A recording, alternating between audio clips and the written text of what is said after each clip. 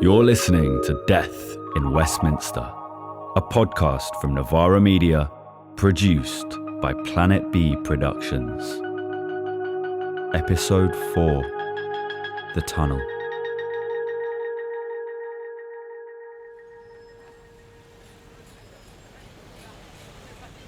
Okay, this is my favorite pastime, which is looking up things on Rightmove, like properties on Rightmove that I will never be able to buy. Okay, so this one is nearby. Okay, oh nice, okay. Okay. Cool. 8 bathrooms. It's good. 8 bedrooms. It's good to have many bedrooms. How much do you think? Terraced as well. So not even detached. Okay, so... How much would you say that you would think that would be going for? Well, I wouldn't want to pay to have to live next to neighbours, so... I don't know. £1 million is a lot? That's a lot of money, isn't it? Yeah, you're off by about 37 mil there. You can tell this is not this is not our stomping ground. Also, what strikes me about these pictures, and I always think this when I do this, like looking up these kind of rich properties, is how ugly the decor is. Like, rich people just have no taste. That's true. This is not... Why do you have basically IKEA-esque furniture in this £38 million? I mean, I'm sure it's not from IKEA, but it looks pretty. It's giving flat pack. Very much so, very much so. But also, maybe the decor's so ugly because they're not going to live there. They're just going to have it and, you know. Okay, so we've got 4 reception rooms. So basically, this could house 4 families in it. Incredible. Easily. Yeah. Right? Swimming pool, spa, courtyard, terrace. Mm-hmm. This property is well positioned for the world-class amenities of Knightsbridge, Belgravia and Mayfair. I guess one of those amenities is not having to walk past or interact with the effects of the economic system you're benefiting from, right? Welcome to the final episode of Death in Westminster. I'm Kojo, and throughout this series, I've been asking questions about the death of 43-year-old Jula Ramesh. I've been trying to work out how a man could die on the doorstep of Britain's Parliament, surrounded by empty homes, and why so many of these homes have their true ownership concealed in a shadowy network of tax havens. Last episode, we peered into the workings of British politics. We wanted to know why a system that lets vast sums of money flow in and out of London hasn't changed. And now, I'm back with my friend Dalia Gabriel, an expert in urban inequality. We're turning our attention to the city where we live. What has all this money done to London?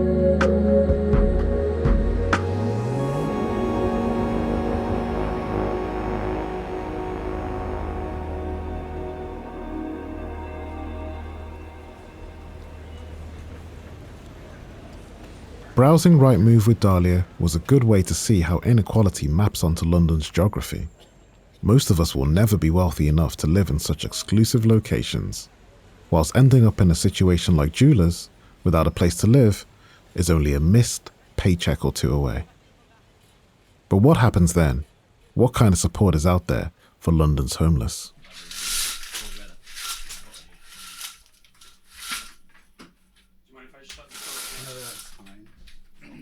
This is me in Barons Court, in the wide, leafy streets of West London on a quiet afternoon. I'm just a couple of miles from Westminster, and I'm outside a white, painted building in a rather lovely row of Victorian terraced houses. Not all of London's homes have been snapped up by the super rich, and a few still even provide vital help to those in need. So my name's Michael Angus, and it's my privilege to be director at Barons Court Project. And I came here, it'll be 10 years in October since I took on this role. So Barons Court Project is Hammersmith and Fulham's only day centre for people who are on the streets, people we call at risk of homelessness, and also people living with mental health conditions. It was set up 39 years ago, and in that time will have helped thousands of people. Some of them come for a short time, some of them to be members of our community for an ongoing basis. London, like all of Britain's cities, is dotted with these kind of hostels and drop-in centres. They're the sort of places Jula would have known well in his final few months. There aren't enough of them, but for those who can find a space, they provide vital support. Michael introduced us to a young man who, until recently, was sleeping rough on London's streets. My name is Yilmaz.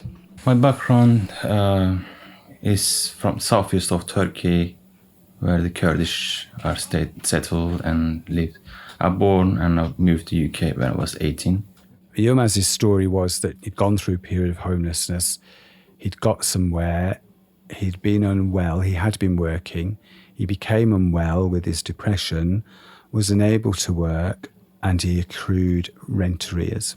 So he was then evicted by the council for having rent arrears because they didn't accept that he wasn't well. How did it feel when you felt that you had to not tell people that, you were either in danger of becoming homeless or homeless? To cut the story short, is something when it's unexpectedly happened to you, when you're not ready, it's a lot difficult, and you start being more unsocialized and depressed, and then thinking, why this problems happening to me. So I got used to being on my own, being more silent. It affects your mental health. You can't go out with people in the evening, chilling with friends. They ask you to be in the shelter at a certain amount of time, and you have limited of everything. I asked Michael what he thought had changed since 2018, the year Jula died. He told me, if anything, things were getting worse. Life is tougher now, and we're actually going backwards in the life expectancy of a rough sleeper. So it used to be 47, and then over the last few years it's dropped further, and it's now just 43. So we are going backwards, and something has to change. The life expectancy stat speaks for itself in a sense that, life is cut in by more than half. So the overriding issue that still is the same as it was in 1994 as to why people end up homeless is relationship breakdown of one form or the other. Although there are now factors that you didn't hear of, people being priced out of the rental market and being given Section 21s and struggling to find anywhere else to live. Michael tells me that when he first started working in homeless hostels, each person would get a resettlement worker, someone to coach them on how to manage a property and be independent. Once people had gone through the resettlement program, they'd get accommodation and a grant of over $1,000 to furnish their new home. That's all gone now, thanks to budget cuts. Everyone can be homeless. And even me, I wasn't expecting that I would ever be in this situation, become homeless, street homeless. And once it happened, then you understand. The humanity can lead to end up in any difficulty problem, So all through last summer, we were inundated with calls from people who would never have normally needed to access our service. And they were generally middle kind of 30s people, professionals, ringing up saying, I don't know what to do. I've been given your number. And that would be the start. And my heart would sink because I know there'd be nothing we could do for them pretty much. So they'd say, well, the interest rates have mean my mortgage has gone up. I can no longer make it work with the mortgage, the living expenses, my kids' expenses and whatever. I've done a budgeting plan and I'm down about £300 a month. I'm now in debt. What can you do? And I'd listen and I'd empathise and I'd say, I'm really sorry, but we're dealing with people on the streets and insecure as well. I can't take this on. This can happen to anyone. And it doesn't matter what background you're from, what grace and favours you had in your upbringing, it can happen to anyone. How many of us walk past people in sleeping bags outside train stations, or past tents on the street, and imagine ourselves in that situation? It probably seems impossible. But speaking to Michael made me realise we're all closer to it than we think. One relationship breakdown, one redundancy notice, a couple unexpected increases in rent and mortgage payments, and then sleeping on friends' sofas, or asking the council for help. And if that doesn't work, then there's nowhere else to go, except where Jula found himself. This series started in Christmas 2018, when Gyula Ramesh lay dying in a Westminster underpass on a freezing, festive night, surrounded by thousands of homes left empty, all whilst being told there was nowhere he could shelter. We've learnt about what created the situation: tax havens, think tanks, and parliamentary lobbying. We've learnt about the clever legal tricks that let people park their assets offshore. For most of us, these things seem miles away from our daily lives, but we feel their effects all the same. And what Jula's story tells us is that their effects can be deadly.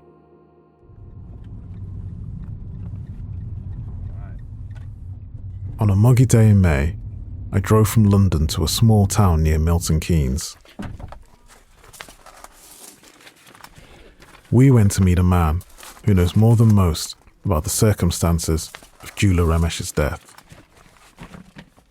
I first got involved in autopsy work whilst as a medical student, actually, because I did an elective in the department at UCH where I was at the time. That's the voice of the celebrated and now retired pathologist Sebastian Lucas. Back in December 2018, he was the doctor who carried out Gyula's autopsy. When someone dies unexpectedly, the state has a duty to find out how and why. It's a mark of respect that becomes all the more important when someone, like Gyula, has been failed by the system. What was I told? This particular man, Gyula Ramesh, he was found dying in the passageway that leads from Westminster Underground to the House of the Parliament. Sebastian recalls the notes he made on Gyula. And then the quick resume of what they did in the hospital: cardiac arrest, query following drug ingestion, ? No blood flow for 10 minutes, life support started after 10 minutes. This is far too late, you're dead by then, as you know, but you had to do something. Sebastian told me that Gyula died of a heart attack, brought on at least in part by his drinking. An inquest held in May 2019 would later confirm these details. But for Sebastian, the explanation didn't stop there. The toxicology, which produced a high level of alcohol and no other drugs found, and I put as a cause of death 1A cardiorespiratory arrest, which simply means the heart and the lungs stopped. It doesn't mean anything more than that, due to 1B acute alcohol toxicity. And then I put under 2 homelessness, brackets, to be considered at inquest, close brackets. I asked Sebastian what it meant to put homelessness as a cause of death. What he said next is going to stay with me. In all the autopsies I perform on homeless persons, I add, quote, homelessness into part 2, hoping to raise the issue further, since I think it has to be the fundamental cause of death. Not alcohol-related. He's dead because he was on the streets and had nowhere else to live, and it's December, and it probably wasn't very warm. I asked why it was important to him to record homelessness as a cause of death.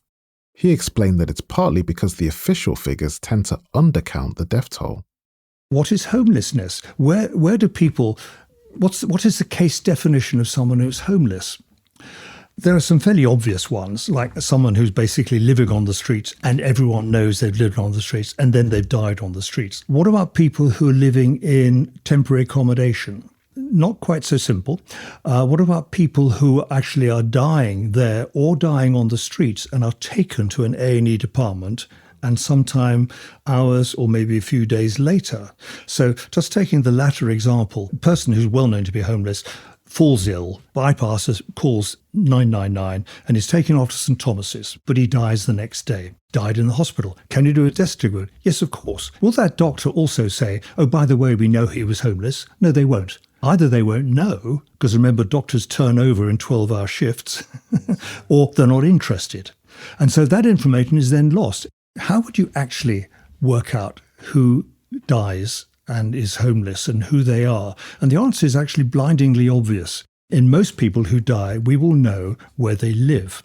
And if you go for people who simply don't have a registered address, who are dead, surely that's your homeless deaths, isn't it? When did you start doing that? What made you decide to do that? It's when I realised we had a problem. So I'm talking about the last 10 years. And I must have seen homeless deaths over my previous 30 plus years of working at St Thomas's, but I don't think I made an issue of it.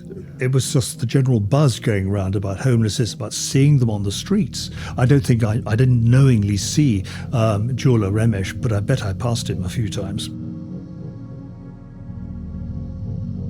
Jula lived and died on London's margins. At his inquest, the coroner noted the, quote, particular sadness of his story. But Jula's death did not go unmourned. In the days immediately after his death, his friends left flowers and candles at the spot where he died. One of them, Jamie Lee, spoke to a journalist as they gathered to pay tribute to him. This shouldn't happen in our country. People just walk past us, and they're supposed to be going into that building to change the world we live in. In 2024, the Museum of Homelessness estimated that a record 1,600 people died in the UK whilst unhoused. Why has nothing changed? I met up with Dahlia to talk it over. I mean, so I started off just trying to ask this question of how is it possible that a man can die in the middle of winter in London of homelessness whilst being surrounded by more empty homes than anywhere else in the country. And what I've found with everyone I've spoken to is just how tragic the story of Jula is. This is a story that connects to our housing crisis, to our crisis of inequality, to the way in which people who live off wealth are able to opt out of a system which actually harms people who have to live off their day-to-day work. And it's a crisis that just seems to be getting worse. And that's something that my friends and I are dealing with every day. I mean, obviously, Jula's story is on the really sharp edge of that. It's not just a tragic story, but I would say actually a disgusting story for someone to die in those kind of conditions in a context of a country that, for all intents and purposes on paper, is one of the wealthiest countries that has ever existed in human history. But it is also something that is being felt to differing degrees by so many of us. When you look at my generation, we all know that our access to things like housing, our access to a decent life is much more difficult than it was for our parents' generation. And that's not how it's supposed to go, right? It's supposed to be that as this wealth increases, as the economy gets bigger, or as the economy at least stays really big, that we should at least be able to maintain the standard of living that our parents have. But we all know that that's not the case, and that if we have children, you know, for the generation after us, it's going to be even more difficult. And that is a story of cost of living. It's a story of deepening inequality. It's a story of a financial system that by design does not circulate wealth in the way that I think if we could design a system today, we would want it to look like. That reminds me of speaking to Michael, who worked at the homeless shelter in Barron's Court, who said that now he is getting calls not just from people who are in Jula's position, but from professionals and middle-class people who are realizing that they can no longer maintain their lives. They can no longer pay their rent. They can no longer pay for their mortgages. You can see all around us, London is becoming unlivable for so many people. It was cruelly impossible for Jula to be able to make a life here in London. But I think in different ways, many other people are starting to feel that. Yeah, I mean, we're all much closer to being in Jula's position than we are to being in the position of someone who's made so much money that they need to squirrel it away in the Cayman Islands. And I guess that division is really between people who make their living off of what they earn, off their paycheck, versus people who make their living off of assets, off of already existing wealth that accrues in value, not because of anything they're doing, but precisely because they are able to shield it from the systems that you and I both have to pay into. There's been a lot of momentum recently about this idea of taxing wealth, of taxing the rich. Whatever you think about that, for me, the question is, well, can you just tax your way out of the problem if the money itself is hidden from our tax systems? I mean, given that so much of the reason that we're in this is because of these layers of secrecy, can we really tackle that problem of taxing if we don't tackle this problem of offshoring and where the money that we might want to tax actually is. There's actually a lot of people who are working on this. Anytime you do hear people talk about a wealth tax, the usual response is that, well, if you try and tax the wealthy in Britain, they'll just move. They'll move to the Cayman Islands. They'll move to Bermuda. They'll hide their money offshore. But one of the things that we have heard about throughout this series is that this system doesn't live in the Cayman Islands. It lives here in Britain. That it's British lawyers, it's British policymakers. These places are British overseas territories. And if you and I want to do something about this, we should be able to, because ultimate responsibility still sits right here in Westminster. It all makes me wonder where London is headed. What is life in London going to look like in the future? One person leading the pushback against the offshoring of the city is Rachel Davis, CEO of anti-corruption organisation Transparency International. So unfortunately, the UK has been rolling out the red carpet for the world's dirty money for decades. This is a very attractive place to bring your money. Until very recently, it was child's play to hide your money in UK property. And what the UK brings is a good reputation, right? Which is ironic. Can you tell us a little bit more about how people use specific laws and structures to try and hide some of this money in UK assets? Let's say I'm a health minister from overseas and I have an average annual salary of £40,000 and I want to buy a £10 million mansion in Mayfair. But I don't want anybody looking at my salary and the huge gap between that and the amount of money I'm spending, because they're going to start asking, hang on a second, have you been, skimming money off the top of the health budget? All eyes will be on me. So all I would have to do, if it was pre-2022, was open a company in the British Virgin Islands where I don't have to publicly declare that I'm the real owner of that company, then use that company to buy my Mayfair mansion. And I wouldn't even have to tell the land registry who I really was. After Russia invaded Ukraine in February, there was uproar about how easy it was for rich Russians to secretly move their money through the UK. So the government passed a law to make the ownership of land more transparent. It hasn't solved everything though. Trusts, a legal arrangement where ownership is split between a visible trustee and an often invisible beneficiary, remain a major loophole. Unfortunately, if you want to keep your name, your ownership of property hidden, all you have to do is make sure there is a trust in the chain of ownership of that property. And you can guarantee there will be no public information available on who you are. And in fact, since 2022, we have found multiple examples of law firms advertising this loophole blatantly on their websites and saying, hey, let us help you keep your ownership of UK property secret. Transparency International has already found 170 properties worth a total of £2.5 billion bought using suspicious wealth that are owned by structures involving trusts. And that's just what we found. So it's probably just the tip of the iceberg. Rachel told me that the current system of financial regulation here in the UK is fragmented and ineffective. And while that's music to the ears of the super rich, it's those of us who have to live here that feel the consequences. If you are living in a country where money has been stolen from the public purse, the UK system is facilitating that and helping that to happen. And that has a detrimental impact on health and education and infrastructure in those countries. But it also has an impact here in the UK. We are in the middle of a housing crisis. There are not enough available properties for people to buy, for people to rent. And it also has an impact on local communities, on local economies. I had a chat with an acquaintance a while back, who used to live in an area of North London that had a really strong community. They had a thriving pub, a really great newsagent, a dry cleaners, and then quite a few of the council houses were replaced by these high-rise luxury buildings. Of course, there was hardly anyone living there. And the foot traffic went down and these businesses all failed. And the pub, the dry cleaners, the newsagent no longer exists. They just didn't have residents there to spend money to keep these businesses alive. And the community just dwindled as well. It's a familiar story, one that we're seeing all across the city. But what I wanted to know is, when Rachel is campaigning for transparency in these elite circles with governments or businesses that oversee money moving through London property, Is anyone having this conversation? Is anyone talking about the impact on housing or on the lives of street homeless people? People like Jula.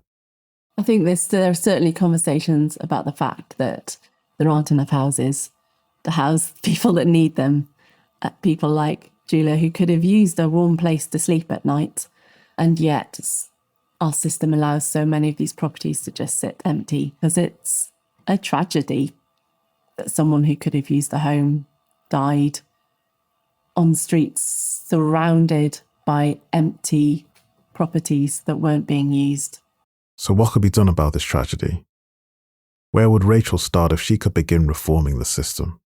3 top changes I would recommend. Number 1, close the trusts loophole. Let's make property transparent so that corrupt individuals cannot hide behind UK mansions. Number 2, reform the way that professionals, lawyers, accountants, company form agents are regulated so there's a real credible deterrent against laundering money and enabling that. And number 3, I think return assets to the countries from where they were stolen and make sure that civil society and the public from those countries are involved in those decisions and how the money is returned, and do that transparently and accountably. The money should not be staying here in London. It doesn't belong here. In 2023, the Mayor of London called for stronger powers to crack down on empty homes. New analysis revealed an estimated £20 billion worth of property was sitting vacant across the capital. And in 2025, Westminster City Council called for a change in the law to allow local authorities to take control of private sector properties when they'd been left empty for more than 6 months. Even some of the people who worked in London's financial industry, providing the services that keep the offshore system running, now think we need drastic change. Yeah, I mean, this was one of the reasons why I ended up pulling the trigger and leaving. That's Stephanie Brobby, the former private wealth lawyer we met in episode 2. She eventually quit her job because she decided she didn't want to spend her life making her rich clients even richer. Today, Stephanie worries about what the hoarding of property does to society. I began to connect the struggles of my friends and family who were unable to control their rent and continue to afford renting in London or potentially buying a home for themselves because of the rapidly increasing asset price inflation and the conversion of homes into assets for the very, very wealthy, which then has a knock-on effect across entire neighbourhoods. As long as there's these loopholes and as long as there's an army of elite professionals who are charged with the sole responsibility of, minimising their clients' tax contributions, I like to say, well, we're not going to be able to invest in the state. One of the key things we need is capital to be invested in putting property, land and buildings into community ownership, right? And what would it look like if every town in the UK, we had thriving community hubs that are owned by the community? And why ownership is really important is that those communities can enjoy stability. They can know that they have a space for their activities, for their flourishing in perpetuity. Britain's Labour government has promised to solve the housing crisis with a massive house building programme. Building more homes might help, but land and property will always be limited by their very nature. What I've learned from speaking to people over the course of this series is that as long as we have laws that allow the richest to secretly buy up homes and leave them empty, it'll put pressure on the rest of us. We all feel that pressure each time we pay our rent or our mortgage, or look for a place to live. But the pressure is felt most of all by people at the sharp end, people like Jula.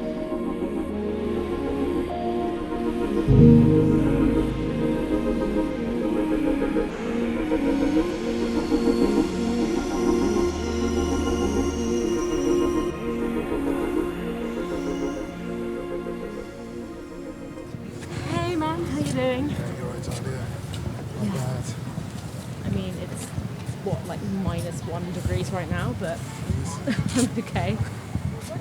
So we're walking down the steps by Westminster Tube, and it's about 5 p.m. and it's very cold. My hands are kind of going quite numb, and it's cold because it's a week before Christmas. It's December the 16th, and the reason that we're here is because it's just a couple of days before the anniversary of Jula's death. And we're heading down now into the depths of Westminster Station, into the tunnel where Gyula spent his final hours, and we're here to leave flowers in his memory.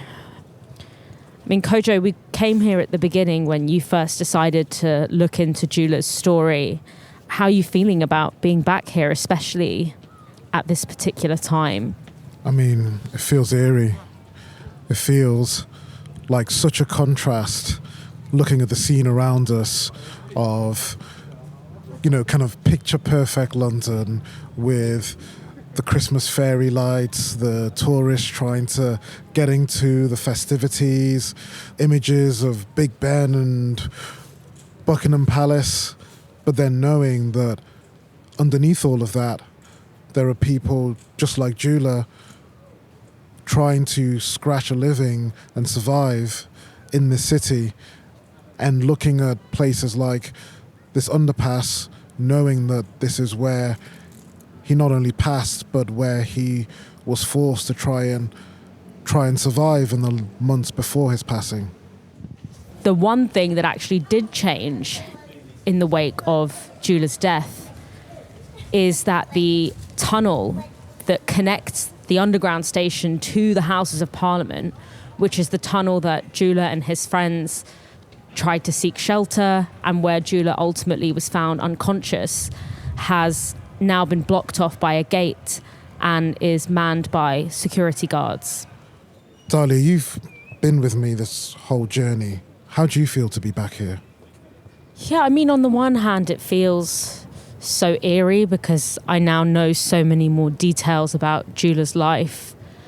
But also, I think I always get this sense walking around London. I mean, since Jula's passing, despite all the commitments and, outrage, many of the conditions that led to Jula's passing have actually not only not gotten better, but actually gotten worse. The street rough sleeping crisis has gotten worse. The cost of living crisis has gotten worse. And I always do get this sense when I'm walking around that, and a lot of the work that I do is about trying to show that when we become desensitized to this level of inequality and desensitized to the idea that some people don't have homes in one of the wealthiest cities in the world, then the question for me is where could this lead? Where does it end? What else can we become desensitized to? And I think as people living in a difficult city like this, we still need to be able to see each other. And really, that's why we're here today. Because we remember Jula, and we hope that by leaving these flowers, other people will see him too. Okay, so given that we can't put them where we wanted to, where do we think we should lay these flowers? I mean, whenever you see flowers in a public place, you kind of know that it means that someone passed here. So I think it still gets the message across that Jula's memory hasn't been forgotten. Yeah, I think putting them in the tunnel will make people think, was there a death in this tunnel? Maybe they could look up death in Westminster Tunnel, learn about Jula's passing, or learn about the passing of a number of other homeless people who actually died in this very same place. Actually, standing here, I actually think we should put it right where the underpass ends, so that it's the first thing that people see, or the last thing that people see as they're coming out of the station, and right before they look up and see the London Eye. I think that's a good idea. Yeah? Yeah. Okay.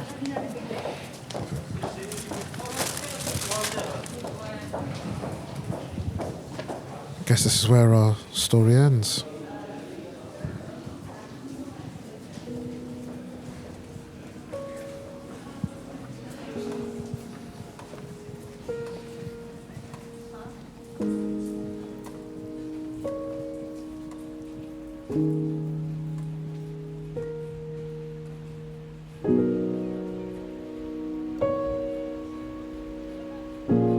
Death in Westminster was produced by Planet B Productions and distributed by Novara Media.